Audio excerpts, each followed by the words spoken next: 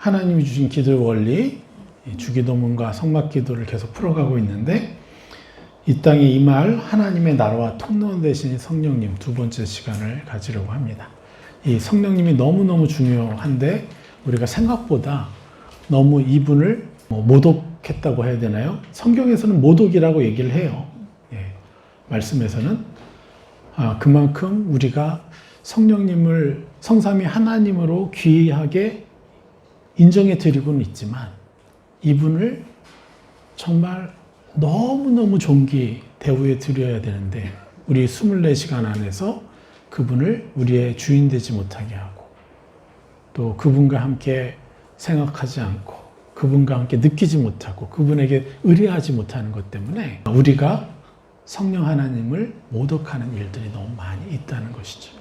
그래서 오늘 계속해서 성령님에 대해서 성령님 왜 중요한 분이시고 또 성령님을 통해서 이 땅에 임하실 하나님의 나라를 위해서는 반드시 우리가 성령님과의 완전한 연합이 필요한데 그것을 이루지 못하게 했던 근본적인 원인이 성령님과의 연합에 대해서 우리가 많은 무게를 드리지 못했다는 거예요. 그래서 지난주 말씀 리마인드 하고요. 그리고 오늘 말씀을 전하도록 하겠습니다. 마태복음 6장 9절 그러므로 너희는 이렇게 기도하라. 하늘에 계신 우리 아버지여 이름이 거룩히 여김을 받으시오며. 이 안에 뭐가 있다고 했습니까? 하늘에 계신 우리 아버지여 이름이 거룩히 여김을 받으시오며. 이제 여러분 하늘에 계신 우리 아버지 이렇게 여러분 아침에 일어나서 부르실 때 요즘에 계속해서 간증이 들어와요. 어떤 간증이냐면 정말 따스한 하나님을 이제 느끼게 됐다고. 내 잘못을 지적질하고 나를 뭐라고 하시는 하나님이 아니라 정말 나를 너무도 나의 연약한 가운데서도 나를 너무도 사랑하시는 하나님이 여기 계시구나. 그분을 여러분 계속해서 만나시는 거예요. 그리고 이름이 거룩히 여김을 받으시오며 이것을 통해서 어떻게 해요? 나함의 하나님. 죄진 나에게 미안하다 하시고 위로하시는 하나님의 형상을 여러분이 만나게 될 때 이게 완전한 회개죠. 왜 그래요? 왜 완전한 회개입니까? 회개의 목적이 뭐라 그랬어요? 바로 새 사람을 입는 거라 그랬잖아요. 하나님을 최고로 영화롭게 해드리는 게 뭐예요?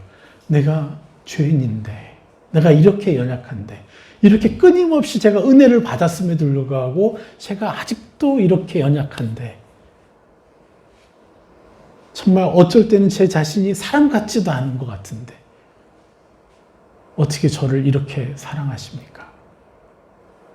그리고 나를 그러한 존재뿐만 아니라 그냥 죄진 저를 용서해 주시고 사랑해 주시는 것뿐만 아니라 하나님의 찬란한 형상을 나라고 말씀하십니까? 이것을 인정해 드리는 것. 이게 주의 이름이 최고로 영화롭게 거룩히 여김을 받는 것이죠. 여러분 이럴 때 제가 말씀드렸잖아요. 누군들 용서를 못하겠어요. 누구인들. 이건 그리스도인들에게 상식이 돼야 돼요. 그래서 여기서 회개까지 됐죠. 그 다음에 어떻게 됩니까? 이제 성령님을 초청해야 되죠. 10절. 나라가 임하시오며. 누가 하나님의 나라를 가지고 이 땅에 내려오셨어요? 성령 하나님이 여러분의 마음에는. 여러분이 누구예요? 성전이라고 그랬죠. 고린도전서 6장 19절 볼까요? 너희 몸은 너희가 하나님께로부터 받은 바 너희 가운데 계신 성령의 전인 줄을 알지 못하느냐. 너희는 너희 자신의 것이 아니라. 할렐루야. 이제 더 이상 나는 내 것이 아닙니다. 나는 누구의 것이에요? 하나님의 것이고 이제 성령의 전이 되었어요. 그래서 저는 여러분은 누구의 것이에요? 성령의 것이에요. 성령 하나님의 것이에요. 성령 하나님이 주인인 것이에요. 그래서 내 안에 뭐가 있어요? 하나님의 나라가 있는 거예요. 하나님의 나라가 우리 안에 있는 거죠. 여러분이 선해서요?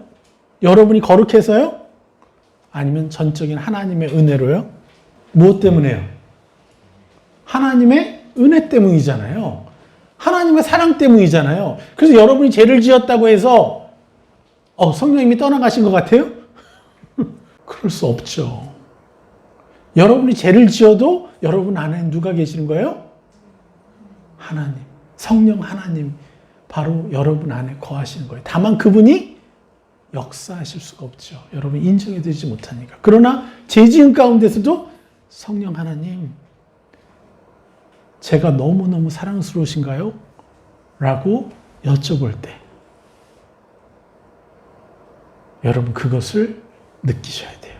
성령 하나님이 여러분한테 말씀하신 내가 너를 너무너무 사랑한다 라는 고백의 말씀을 여러분 들으시고 인정해 주셔야 돼요.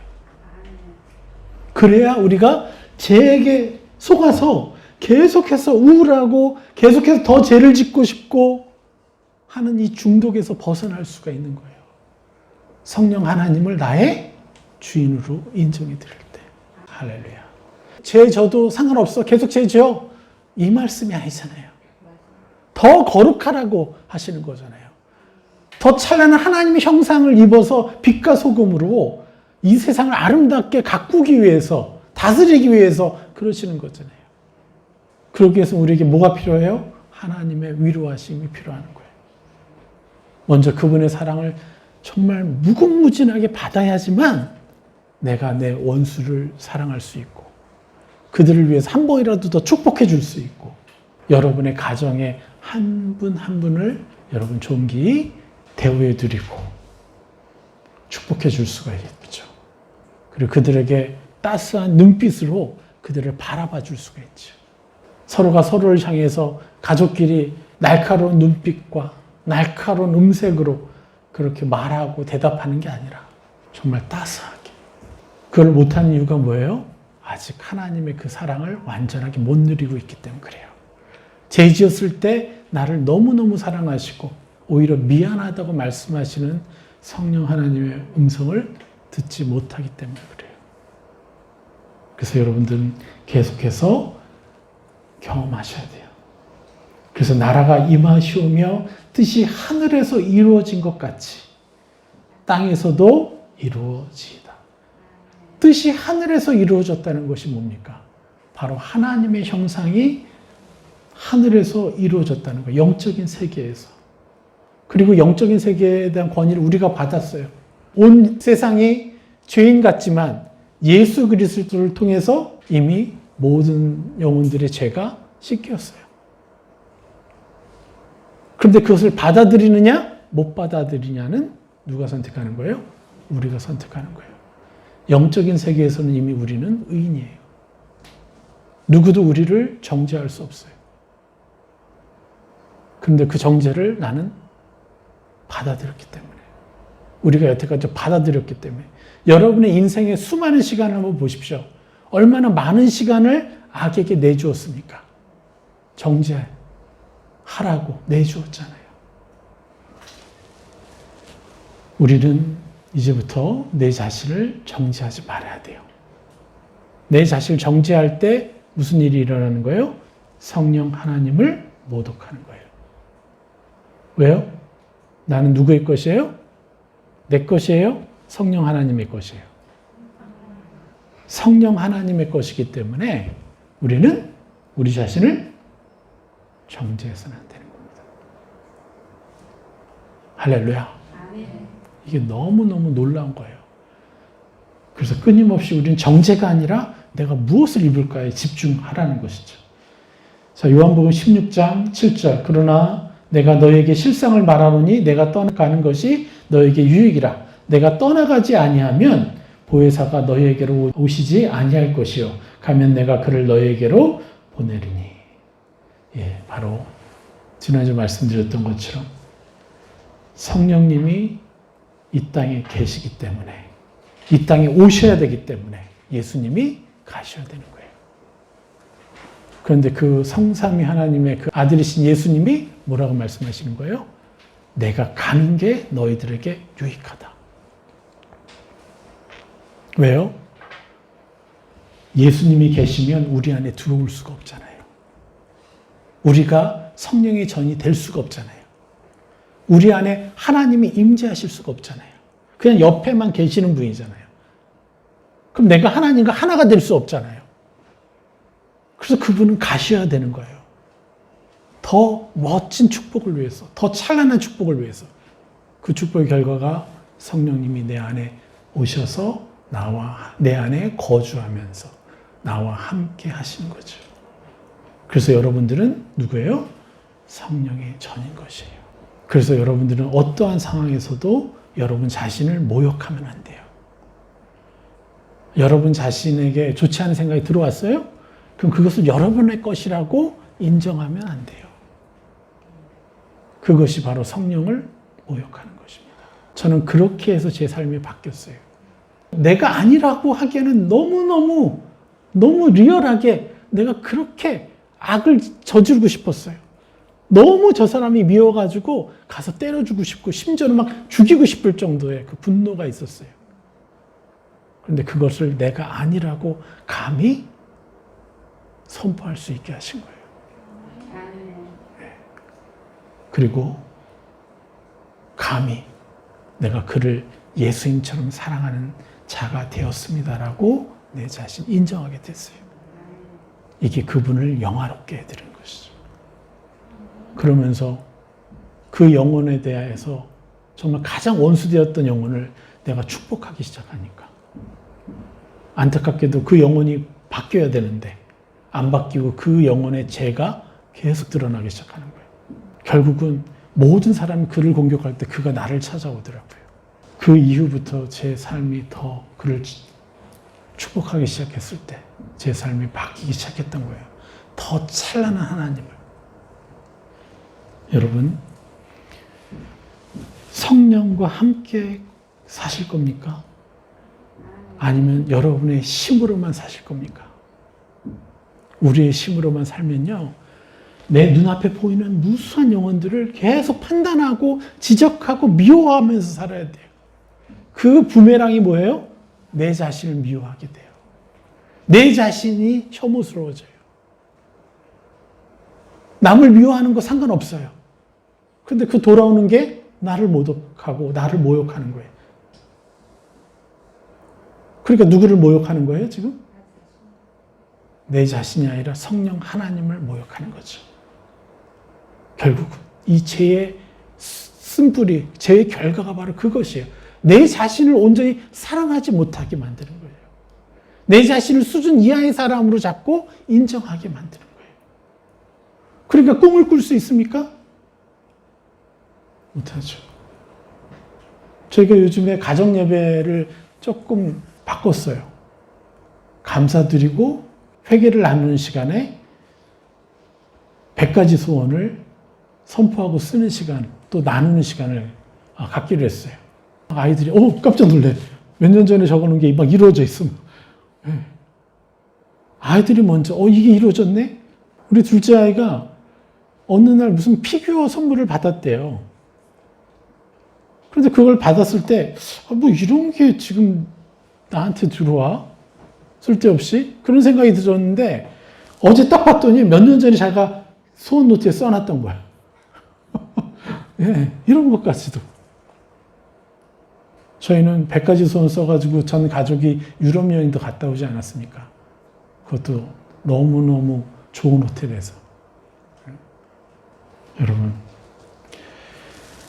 우리가 하나님과 함께하면 더 많은 꿈을 꾸고, 그리고 내 자를 더 존귀 여기게 되고, 그리고 이 세상을 위해서 내가 무엇을 할까? 내 자신을 위한 꿈도 꾸지만 세상을 위한 꿈도 꾸게 되고, 내 이웃에게 무엇을 도울까에 대한 꿈도 꾸고. 저는요, 저의 소원 노트는 이 맨 페이지예요. 이 안에 여러분의 이름이 다 있어요. 저의 소원은요, 여기서 여러분들 어떻게 변했는가를 체크하는 거예요. 선포하고. 여러분들이 만나고 있는 사람들이 몇 명이나 되십니까? 최소 여러분 주변에 수백 명의 사람이 있어요. 그리고 반드시 놓치지 말고 축복해야 될 게 여러분 가족들이고, 그리고 여러분 가족의 미래까지도 여러분이 선포해 주실 수 있잖아요. 우리가 성령 하나님을 모욕하지 않고 내 자신을 존귀 여겨 드릴수록 성령 하나님을 영화롭게 해드리는데, 그래야만 내가 다른 영혼들을 위해서도 멋진 꿈을 꿀 수 있는 눈이 열리는 거예요. 그 사람을 위해서 기도해주고 싶고. 그런데 자꾸 나의 연약함에만 집중하고 정죄감에 빠지면 뭘 해요? 다른 사람은 말할 것도 없고 내 자신에 대한 꿈도 못 꿔요. 이게 얼마나 불행한 거예요. 이게 바로 성경에서 말하는 모든 저주들인 거예요. 그러니까 그런 꿈을 못 꾸고 연약하니까 많은 사람들이 어떻게 해요? 하나님께 열심인 사람들이 그저 헌신. 하나님 형상 하나도 나타나지 않아요. 밖에서 열심히 잘해요. 근데 자기 가족에게는 함부로 대해요. 가정 안에 하나님 형상이 안 나타나는 거예요. 그러나 우리에게는 각자 또 다른 상처가 있기 때문에 어떤 사람은 쉽게 가족에게 더 잘해주는 것을 더 하나님 형상을 드러내는 것이 쉬운 사람이 있고, 몇 번만 기도해도, 아니 어떤 사람은 수십 번, 수백 번 기도해도 안 바뀌는 사람이 있어요. 근데 그거는 무슨 차이예요? 뭐라 그랬죠? 그건 가계에 얼마나 많은 저주가 있느냐에 따른 것이기 때문에, 그것도 저 사람 왜 안 변해? 이렇게 판단할 수 없다는 거죠. 그걸 보면 우리는 뭘 해줘요? 판단이 아니라 축복해주면 되죠. 더 잘하는 사람이라고. 자, 그래서 보혜사 성령은 너무너무 중요합니다. 그래서 우리 안에 있는 보혜사 성령님을 계속해서 24시간 여러분 몇 번이나 부르는지 한번 점검해 보세요. 그리고 그분한테 여러분이 하루에도 몇 번이나 말을 걸고 그분을 의뢰하는지 한번 경험해 보세요. 한번 점검해 보세요. 사도행전 20장 31절. 그러므로 여러분이 읽게요. 내가 3년이나 밤낮 쉬지 않고 눈물로 각 사람을 훈계하던 것을 기억하라. 사도 바울의 눈물을 여러분 자신의 것으로 삼으십시오. 그가 정말 성경을 다 외우고 엄청난 학자였고 율법을 다 지켜내었던 사람인데 결국 이러한 하나님을 만나지 못했기 때문에, 나함의 하나님을 자기가 만나보지 못했기 때문에 결국 자기 자신의 한계를 느끼고 정말 찬란한 하나님 형상을 만나면서 이제 너희들이 종교에 묶인 것이 아니라 이제 너희들이 진정한 그리고 완전한 아버지를 만났다. 그래서 그 아버지와 평생을 누려라. 이렇게 말씀하고 있는 우리 사도 바울의 그 눈물. 여러분 이것을 이해하셔야 됩니다. 요한복음 3장 5절 예수께서 대답하시되 진실로 진실로 내게 이르노니 사람이 물과 성령으로 나지 아니하면 하나님의 나라에 들어갈 수 없느니라.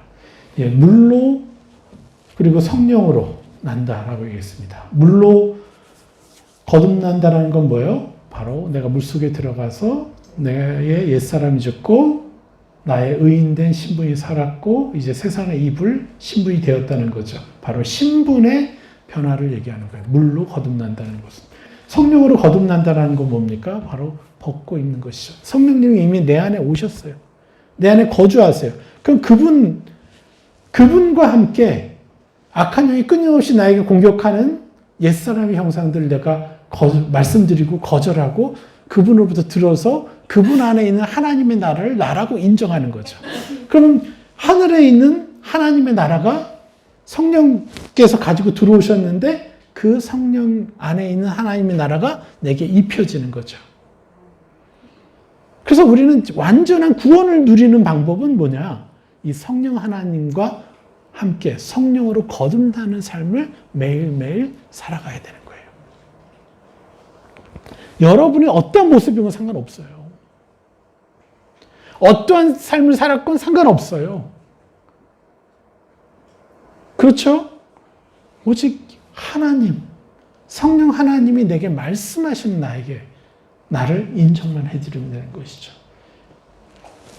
이러하지 아니하면, 물과 성령으로 나지 아니하면 하나님 나라에 들어갈 수 없느니라.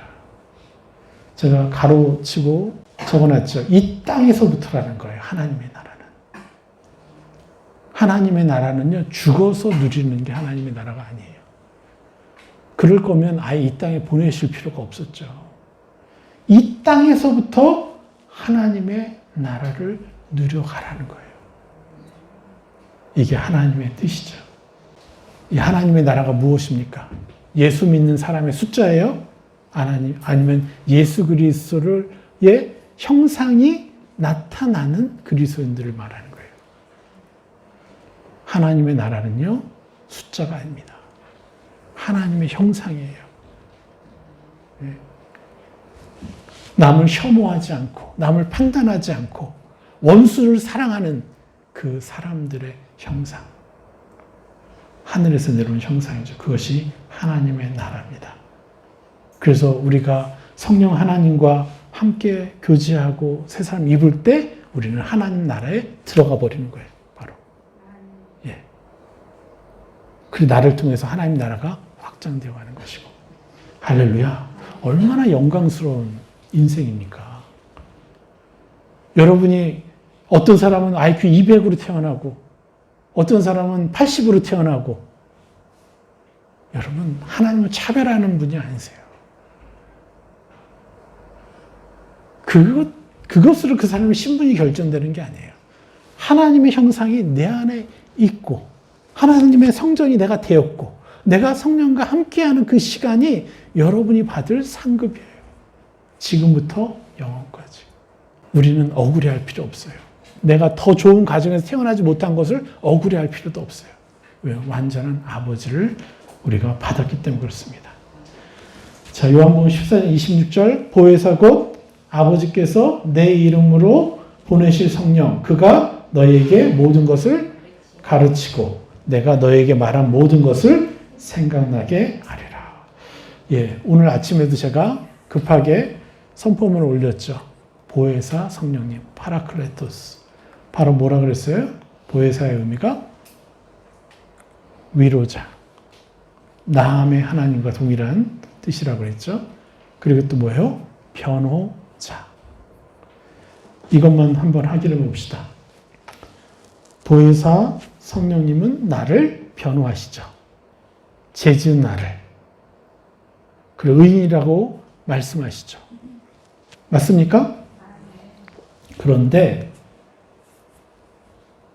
보혜사 성령님은 나에 대해서 누구에게 변호를 하실까요? 예? 내가 의인이라고 변호하시잖아요. 내가 죄를 졌으면 내가 그렇게밖에 죄를 지을 수밖에 없을 정도로 너가 어린 시절에 이런 상처가 있었단다. 그래서 너는 남들보다 이런 게 연약한 거야. 괜찮아. 그래서 내가 너를 의인 삼았지 않니? 라고 하면서 나에 대해서 변호를 하시는 거예요. 누구에게? 하나님에게요? 사단에게요? 아니면 우리에게요? 우리에게요. 예? 사단도 알고 있어요. 내가 의인인 걸. 하나님은 말할 것도 없죠. 근데 그걸 누가 못 받아들여요? 누가 인정을 못 해요? 내가. 그래서 성령 하나님이 나에 대해서 나에게 변호하시는 거예요. 그래서 우리는 하나님과 친밀히 사귀어야 돼요. 성령 하나님의 변호하심을 내가 듣고 받아들이기 위해서는 성령님과 친밀히 사귀어야 되는 거예요. 이것을 하지 못하니까 우리가 악에게 속아서 계속 바닥을 치게 되는 거예요. 죄를 짓게 되고 사람 함부로 판단하고. 이걸 기억하십시오. 사단도 여러분들이 의인인 걸 안다는 거예요. 그에게 얘는 의인이야? 말할 필요가 없으세요. 성령 하나님은. 우리에게 말씀하시는 거예요. 그러니까 얼마나 악한 놈들이에요, 이 사단이. 뻔히 우리가 의인인 줄 알면서 뭐라 그래요? 자꾸 정죄하고 있잖아요. 내가 의인된 신분이란 걸 까먹게 하려고 계속해서. 자, 우리 선포합시다. 나는 하나님 앞에 너무나 존귀한 의인입니다. 더 이상 죄인이 아닙니다.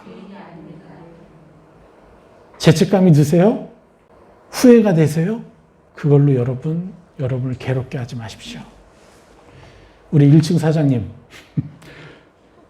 이제 남편이 가셨지만 본인 자신을 정죄하시면 안 돼요. 많이 후회하시잖아요, 많은 분들이. 여러분 자신을 존귀 여기셔야 돼요. 하나님이 너무나 이쁘게 보시는 거예요, 여러분들.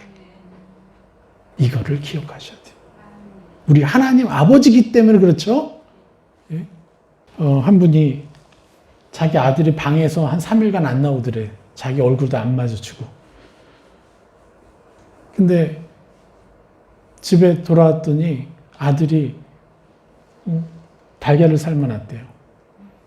그래서 그걸 하나 먹고 있는데 아들이 딱 나오는 걸 딱 보는데 갑자기 막 웃음이 나오더래요. 막 속이 막 쓰리다가 3일 동안. 아, 이게 뭐 웃을 일이에요? 엄마니까 웃을 수 있잖아요. 내 아들이 드디어 나와줬구나.